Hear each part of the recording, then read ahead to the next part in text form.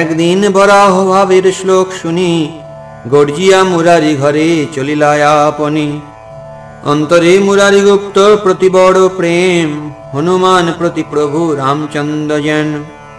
মুরারির ঘরে গেলা শ্রী শচীনন্দন, সম্ভ্রমে করিলা গুপ্ত চরণ বন্দন। শুকর শুকর বলি প্রভু চলি যায়, স্তম্ভিত মুরারি গুপ্ত চতুর্দিকে চায়। বিষ্ণু গৃহে প্রবিষ্ট হইলা বিশ্বম্ভর, সম্মুখে দেখেন জল ভাজন সুন্দর।